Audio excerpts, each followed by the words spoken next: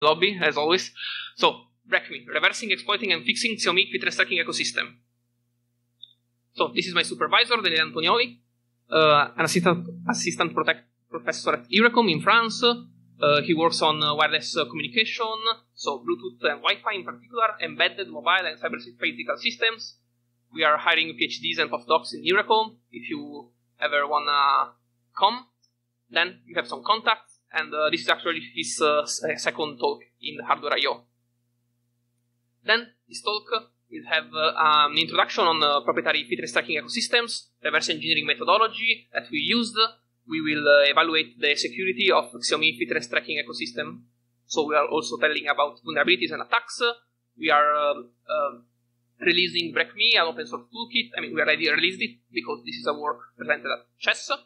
We have demos, as always, hopefully live, but you never know today. And then Fitbit as well, the Fitbit ecosystem. And we are giving also countermeasures and fixes and information about responsible disclosure. Those are other authors of the paper, so Eleonora and Mauro from the University of Padova in Italy, and Matthias Peyer from the EPFL in Switzerland. And that's me. And yes, okay, yes, sure. I'm a PhD student at IRECOM in France. So my research topics are Bluetooth, Bluetooth Low Energy, Internet of Things, and Android, and you will see everything in my talk about those topics and just a contact. So, introduction. This is what we are working with, fitness tracking ecosystem. In this case, we will be focusing on Xiaomi, and we have a fitness tracker, a companion app, and a backend. The fitness tracker and the companion app communicate over Bluetooth Low Energy, a wireless protocol, and they utilize vendor-specific custom protocols manufactured by Xiaomi or their vendor. Then you have the companion app that communicates with the backend through Wi-Fi, sending web requests. Basically, the companion app is a gateway for the tracker to connect with the backend, since it doesn't have Wi-Fi capabilities.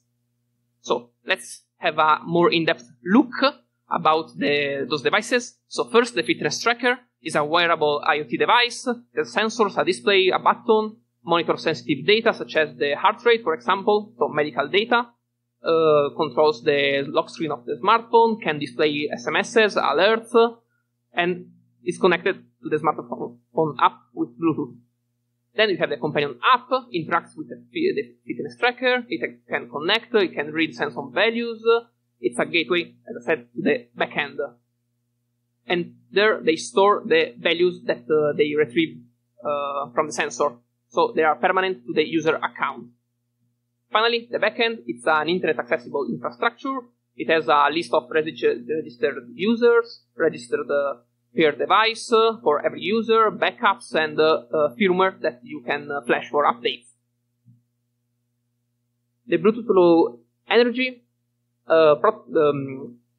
protocol, yeah, I would say standard, yeah. It's the de facto standard for IoT devices. You can use it for trackers, watches, and probably most of smart home automation.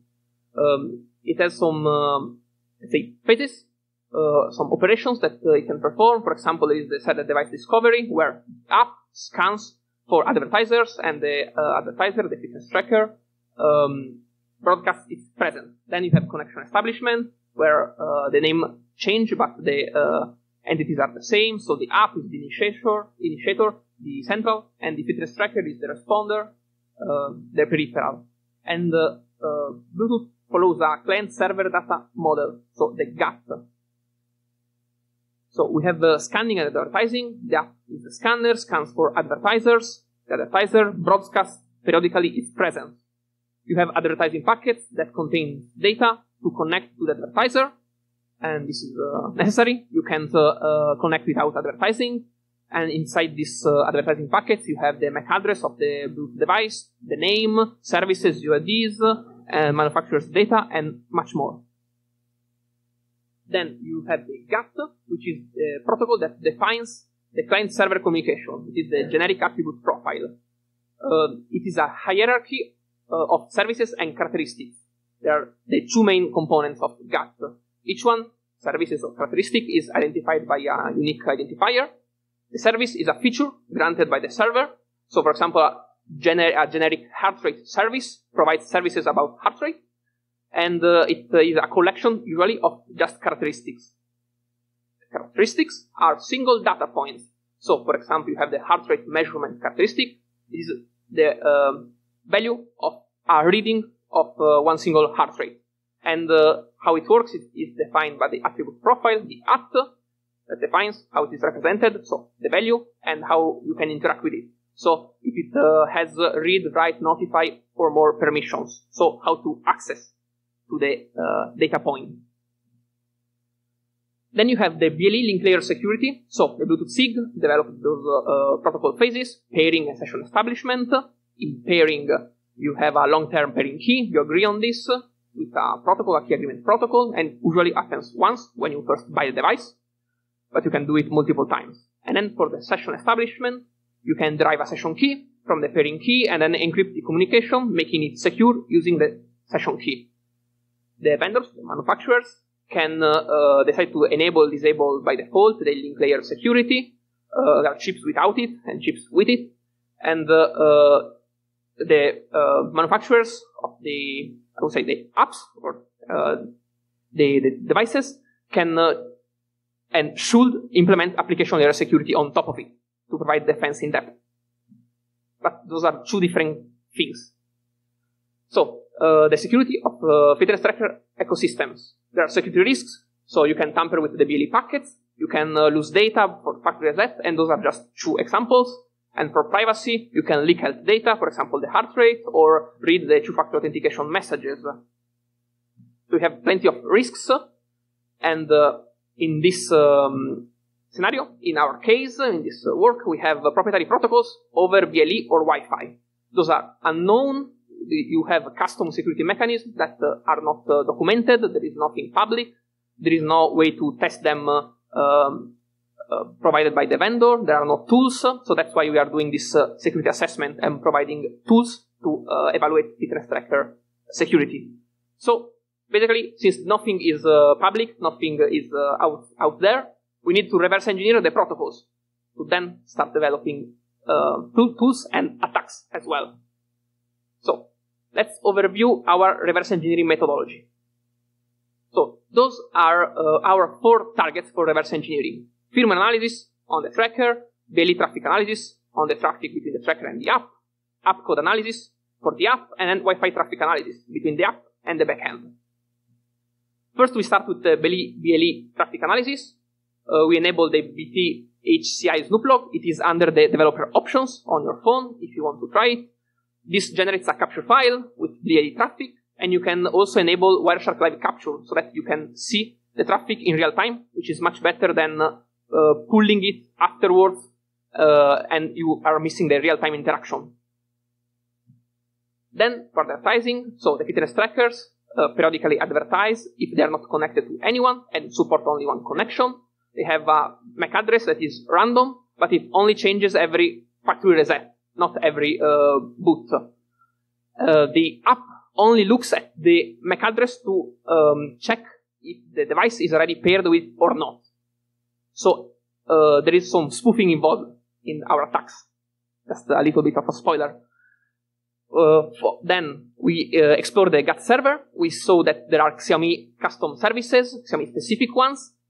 And we also tried to read directly the heart rate and the steps characteristics. And we found that they are protected by the authentication implemented by Xiaomi, because we are getting the GATT read not permit error.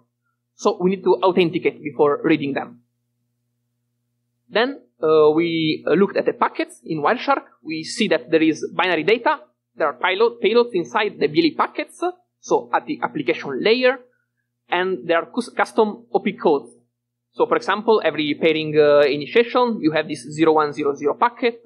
Every time you confirm the pairing by pressing the button on the tracker, you have this 108301 packet, and then you also have packets with a prefix and some numbers that change. In this case, we have, for example, the pairing key one with the key, 16-byte key, but they can also be challenge, encrypted payloads, or whatever. In this case, we only saw keys and the challenges. Then we developed dissectors with the Scapy to automate the detection of packets to make the analysis easier. Then we tried to look at the firmware analysis. We saw that retrieving the firmware is not trivial because we either have to reverse the system on chip and plug in the debug ports or intercept BLE firmware update. That was the method we tried. Still then you have issues with the static code analysis. You have to use GIDRA, IDA. It is lengthy. You could have stripped binaries, a lot of manual work.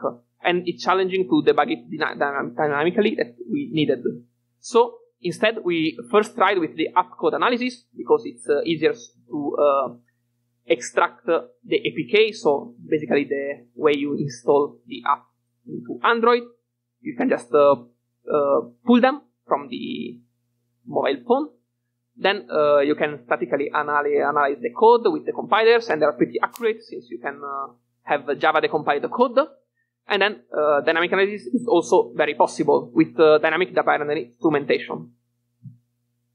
So with static analysis, you can look at permissions, components, resource files, strings, networking stuff, and also from the decompiled code, you can look at the API calls of the crypto. For example, Cypher, Message Digest, and Random are the three ones that are used by the Xiaomi apps. And then you can see the logic of the Xiaomi custom classes that utilize those calls. For example, those three ones for pairing. And there is also code obfuscation in the app that we found. In one app, it is far less than the other one, even though they have the same code. Then, for dynamic binary instrumentation, you can dump and hook the code at runtime. You can monitor system calls, methods, functions, return values. We used it to compare the traffic data. So basically, we saw the packet in the Wireshark capture, and then we compared it to the input or output value that we hooked and see if it matched. You can inject the values to tinker a little bit with it and print stack traces. So in this case, we went backwards from the crypto calls to find the actual Xiaomi custom class that uses it. Then, Wi-Fi traffic analysis. You can intercept web traffic with the Xiaomi backend. We deployed a HTTPS proxy, man in the middle of the traffic. And we found multiple Xiaomi endpoints. Those are the three major ones. The first one is for OAuth. The second one is to log in into the app. And the third one is the one that actually pairs the device with the backend. So, now that we have some overview of the fitness trackers, of the ecosystem, and of the reverse engineering methodology, let's go into Xiaomi and the security evaluation. So, those are devices that we had. I don't have the photo of one of them, but still, we tried with the Mi Band 2, 3, 4, 5, 6, and the Amazfit Core, which is also manufactured by Xiaomi. And then we have two companion apps, Zepp Life and Zepp, that you might know as the Mi Fit and Amazfit in their previous life. So, security protocols. First, does Xiaomi utilize BLE link layer security? This is disabled by them, despite the device supporting them, and the override is really low because you only use it very sparingly. So, there is no confidentiality, integrity, and authenticity provided by the link layer. And instead, application layer security, nothing as well. They have just custom binary protocols. Maybe they are relying on security to obscurity. And there we find critical vulnerabilities that I will tell you. And then we exploited them, and I will tell you in a little bit. So, in details. There are too many to list on the bullet point, sorry. So, pairing version 1. Okay, so, first, the app and the tracker connect to each other. Then the app tells the tracker, this is my pairing key, and this is in clear text, 16-byte pairing key. Then you wait for the user confirmation that presses the button to validate the pairing, and the pairing is complete. That's it. And here we have some glaring issues. First, the pairing key isn't in clear, of course. Then the user confirmation is weak. You don't have who is pairing with, if you are pairing, if you are doing something else, it's just an image. And then the pairing is not authenticated. There is no authentication whatsoever. There is no challenges, no responses, nothing. So, let's see if pairing version 2, the second and latest one, is better. Spoiler, no? But a little bit, let's say, okay. We have a public key that is shared by the tracker, but this is ecosystem-wide, so everyone shares the same exact value. Then you have this random that this time is shared from the tracker. It's not decided from the app.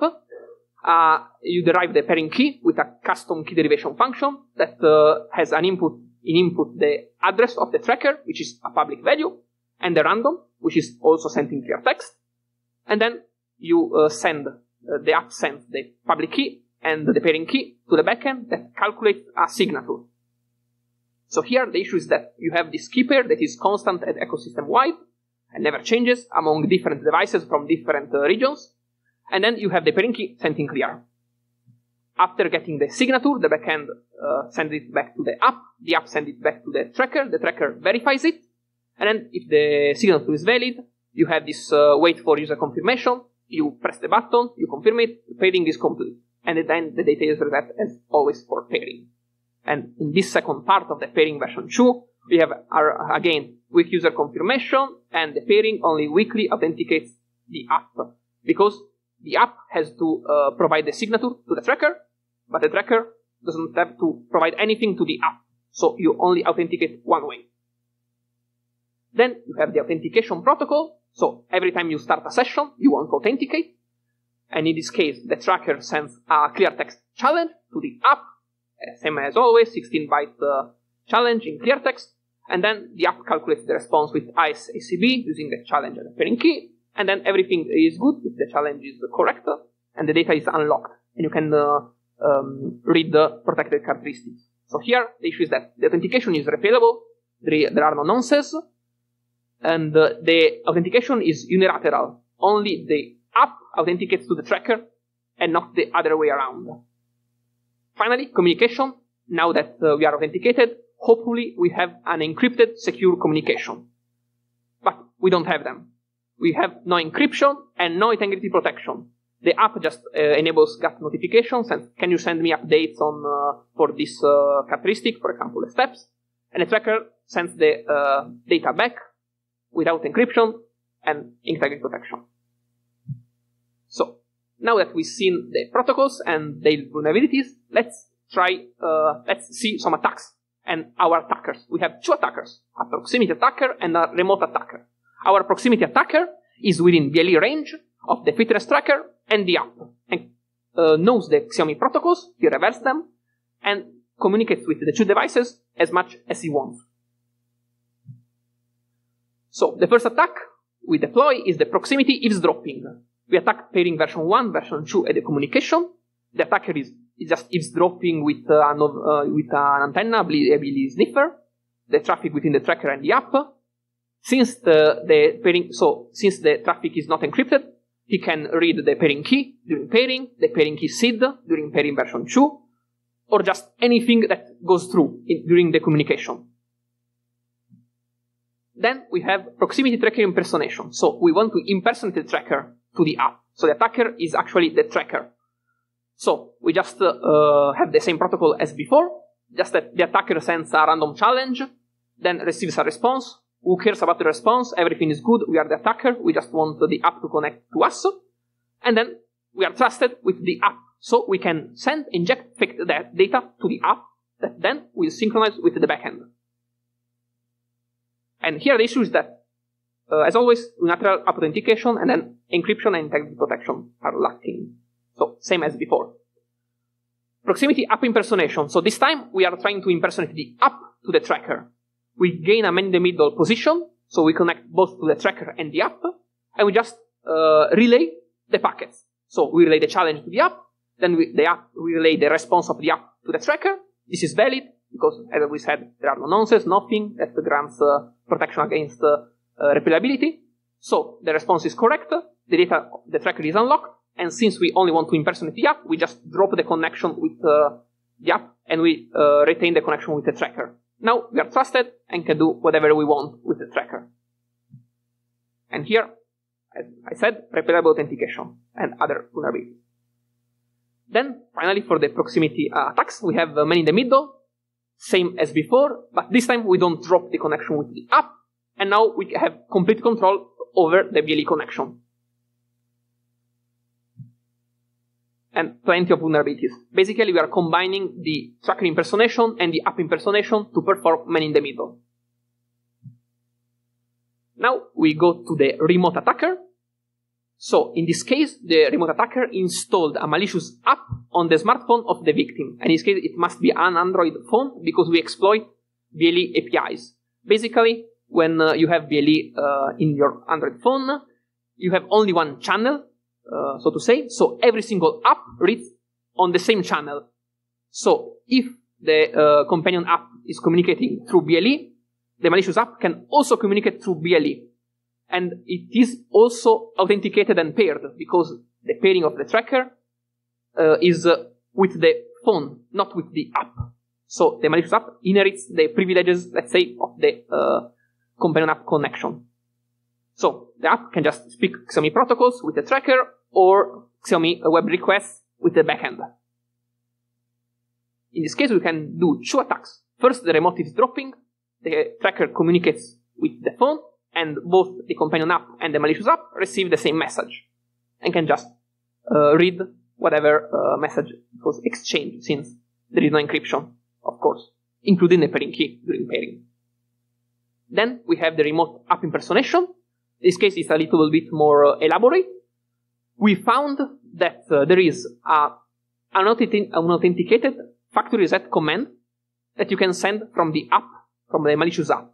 So in this case, from the malicious app, we factory reset the device. Now the fitness tracker has a new BLE address, so basically it becomes a completely new device from the point of view of the companion app and the backend, because it has a different BLE address. Now the app is free to perform Xiaomi compliant pairing because we reverse engineer the protocol, so we are able to do this. And now the key is the red key, not the black key anymore. And the malicious app can also speak with the backend and register it under the attacker account. So now we are just taking over the device. And here you can see the vulnerabilities, as always. So we evaluated our attacks on trackers. So this is our setup, the 6 trackers from 2016 to 2021. They have the 2 different pairing versions in the third column, then the Bluetooth version 4.2 or 5.0. So we would expect great things from the Bluetooth version 5.0. And yes, you have link layer security. Yes, you have a leak secure connection, which is good in this case, but they are not enabled. So basically they are useless unless you just manually activate them through your own Android interface. That's the only way. And for the setup for the apps, we have 2 apps released by Xiaomi and maintained by Xiaomi. We only looked at the Android app because we mostly cared about the protocols, so it was the easier way to reverse them. And those are the numbers, the app version and the year of the version. And then those are our results. So on the left you have all the devices, the 2 apps, and then the 6 devices. And then you have all of our attacks. And we are able to perform every attack on every device, of course, when it makes sense. For example, it doesn't make sense to impersonate the tracker with the app because we are not a peripheral. So, yeah, that's very encouraging or discouraging, depending of which side are you on. And we also evaluated Android versions for the attacks. So we tried different Android versions because in our remote attack, we are using a malicious app. So we need to ask for permissions. Normally, you need only the Bluetooth normal permissions. But for Android 12, they revamped the Bluetooth permission system. So you have to ask a dangerous runtime permission for Bluetooth Connect. So that's why you have the asterisk there. So the attack is a little bit more difficult to make, at least stealthily, because the user knows that your app is doing some Bluetooth stuff. It's connecting to a device. Then, our toolkit. So, the BreakMi toolkit implements the proximity attacks using Node.js and the remote attacks using Android app. It also has the sectors inside it. Then the FRIDA hooks for dynamic binary instrumentation and analysis. For both the ZEP and the ZEP Life apps, we have get one and have one and get one free. Then there are attack demos on our repository, and if my setup doesn't work, we will just look briefly at the videos. And then this tool is open source, so we have everything there. So how did we implement the proximity attacks? We used two Node.js modules, Bleno and Noble. Bleno is for BLE peripherals to spoof the tracker, and Noble is for BLE to create a BLE central to spoof the app. The only thing for those tools is that you have to downgrade the Node version to 8.9.0 because it's just an older tool, and I recommend to install the abandonware part because it runs a little bit better, less issues. So then to implement the proximity impersonation attack, first we needed to do BLE address spoofing, and this is not available in every BLE interface, so we had to buy this controller that has a vendor-specific bdadr command. Other controllers have it, other laptops may have it, mine didn't have it, and you can just select the address that you want. So basically, we just get the address from the advertisement, put it into BLEadr, and now we can advertise as the tracker. Then we implemented the GATT server, so the services, the characteristics, and the operations that are allowed on them. And then, we implemented the service and characteristic discovery for the app impersonation part that it is required to send the read and write requests. So from the app to the tracker. Then, for the menu in the middle, we basically impersonate the app and the tracker at the same time. So we need two BLE interfaces, and we use sockets to forward packets from the fake tracker to the fake app, and vice versa. So,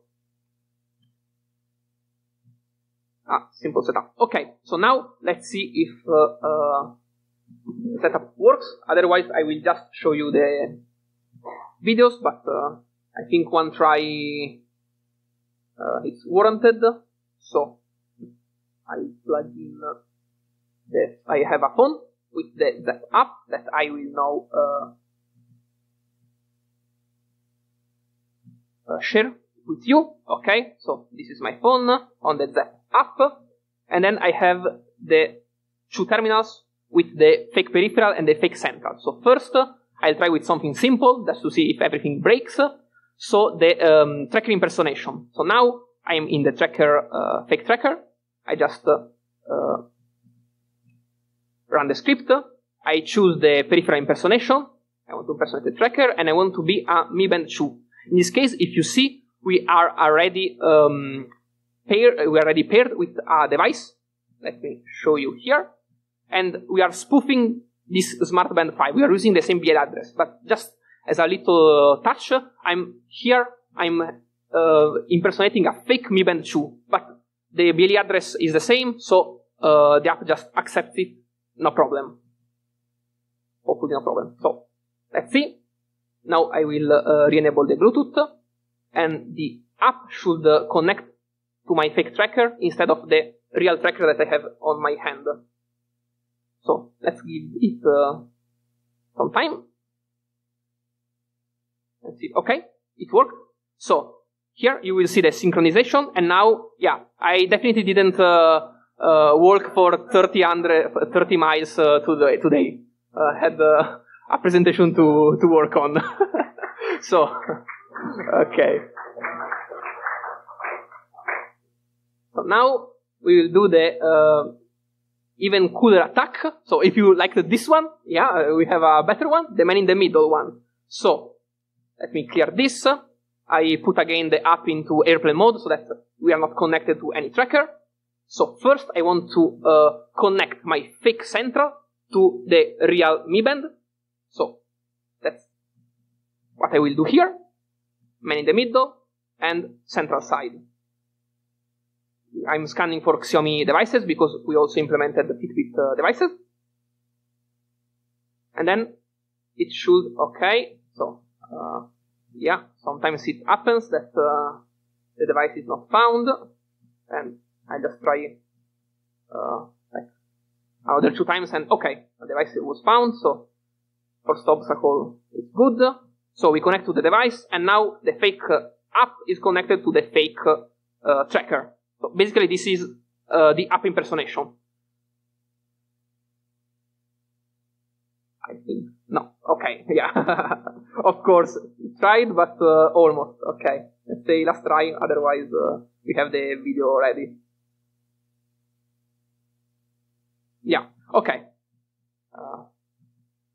We have the video, so I will just open this up. This is a short video demo. Silence the audio. Okay, so basically I'm just skipping. So now we connect to the Mi Band. Now we are connected. And then we do the fake tracker. So here I'm creating the fake tracker. It's advertising, so now it works. I open the app. And then I try to connect with the fake tracker. So in this case, we have Blen and Noble, which are man in the middling the legitimate devices. See that some traffic is getting replayed and exchanged. So that's a good sign. And now I will show that you have complete control over the traffic. For example, here we are reading the authentication. And the thing I just want to show you is we are doing a workout. And then you have the heart rate of 123. So we just decided that this was the heart rate, and that's it. And we can modify it, but in this example I didn't have it. I had it in the live demo, but basically this is how you have a man in the middle position. So let's go onward. So for the remote attacks, we have this malicious app in Java that exploits BLE API. Because, as I said, everyone can read the entire BLE traffic if it has the permission. That's why you need application layer encryption, because in this case, we are defeating link layer encryption, because we are reading the packets after they are decrypted at the link layer. So that's why the remote attacker is powerful. So, for the demo, here I can show this to you. This should work. So, for example, now we should be connected with my legitimate device. And I will just open my BreakMi app. It detects the fitness trackers connected to it, in this case the Mi Smartband. And now I want to do eavesdropping. So now eavesdropping is in progress, and I have to work a little bit.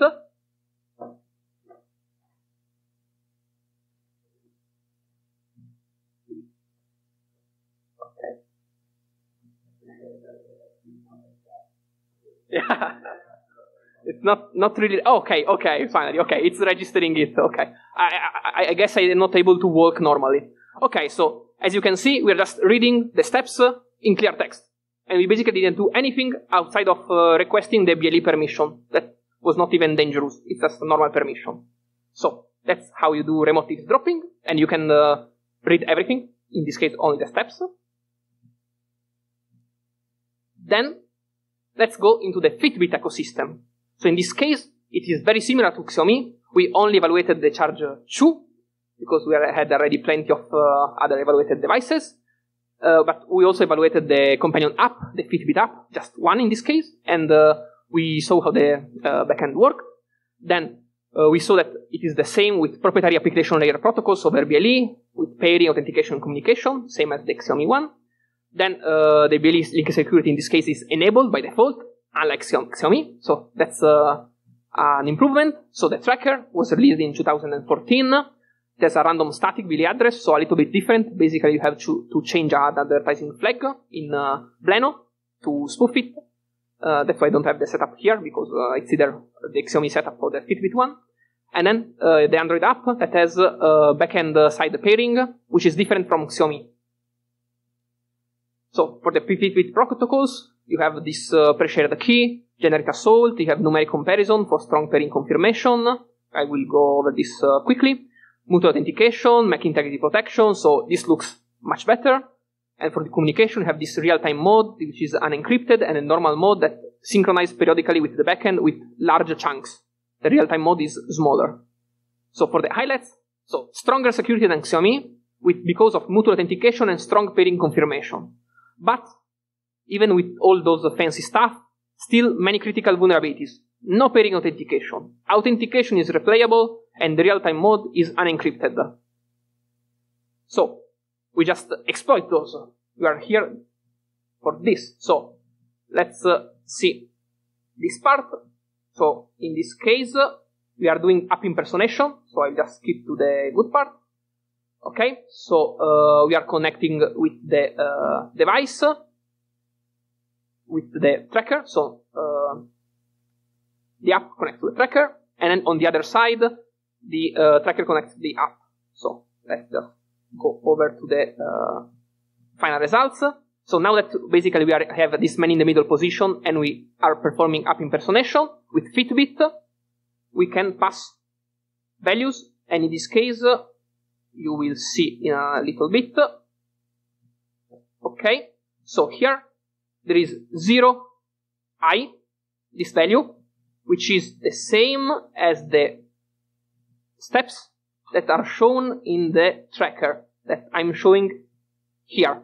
14. 0e is 14. Checks out. Yes. So, okay. Here we are just reading the steps by doing app impersonation. So, okay. Let me just adjust the slides.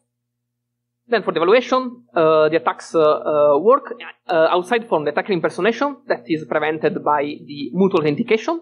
And for the eavesdropping, you have these two issues. One, only the real-time unencrypted mode can be effectively eavesdropped. Otherwise, you don't have the key and you can't decrypt the traffic.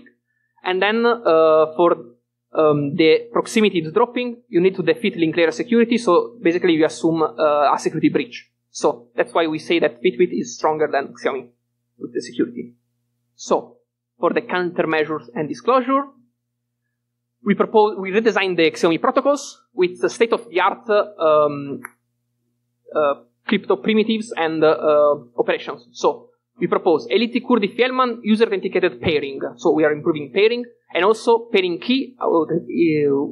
The session is authenticated with the pairing key using authenticated encryption cryptography. And also we have BLE link layer security enabled for some more defense in depth. So this is a diagram of our protocol. So we exchange the public keys. We perform LT Kurdi Fjellman with the secret key and the public key to have a shared secret, which in this case is the private key, the pairing key. We exchange nonces that are used to generate a V, which is a confirmation number for numeric comparison. So now we have strong user confirmation. The numbers must match. Then for the pairing key authenticated session, authenticated encryption crypto. So a tongue twister. So the tracker and the app I already shared the pairing key. You exchange challenges. From the challenges and the pairing key, you have the responses. You exchange the responses. And then if either one of the check fails, the connection is dropped. Otherwise, the GATT server is unlocked, and you can access the protected characteristics. So this is how you do mutual authentication for authenticated session. And then after the GATT server is unlocked, you exchange a session nonce, which is different than the other nonce, the pairing nonce that you used previously, to generate a session key. And now you can communicate using ICCM so that you have authenticated encryption in your secure communication. Then BLE link layer security, of course, since they support them, we just want them to enable it. They have limited overhead. We recommend to enable it. And then for responsible disclosure, so we disclosed it to Xiaomi and Fitbit. So Xiaomi identified the issue as a known lack of encryption vulnerability, just a single one instead of those 10. Maybe they don't know how to count. And then it should be fixed at an undisclosed date because they just said we know it, we are dealing with it on our own. To their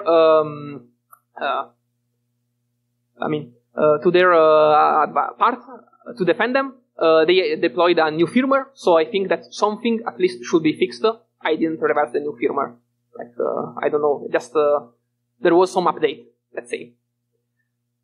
And then for Fitbit, so the disclosure with Google, they acknowledge the findings. They released a fix, even though the charged shoe is an older device. And I got a fancy invitation to a few conferences, including hardwear.io last year. So that's it. That's the summary of everything we've done. If you want to know more, there is the chess paper published, a long paper, and feel free to visit the GitHub repository. And thank you.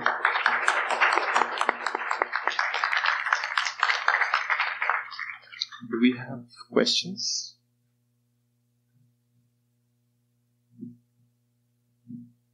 Have you explored trying this with, I mean, the Fitbit, the fitness tracker market is fairly fast. Have you explored using this or trying this on other devices like the Withings family? Like I have the smartwatch and the scan watch, and they're now introducing like a whole body scanner and things like it's presumably going to be Wi-Fi and BLE. Okay, so I know that newer devices use a different protocol. For example, the Charger 4 and Charger 5. So, for example, those ones completely different. Then I know about the some other home automations that are using public protocol, the Golden Gate. This is public in GitHub. So you can look at that one. But of course, it was not in the scope of this paper. And then for the smartwatches, since they have different technical specification and basically a different threat model, and we already had 38 pages of paper, we just said, okay, let's just stick with fitness trackers, and that's it. So, sorry, no further information.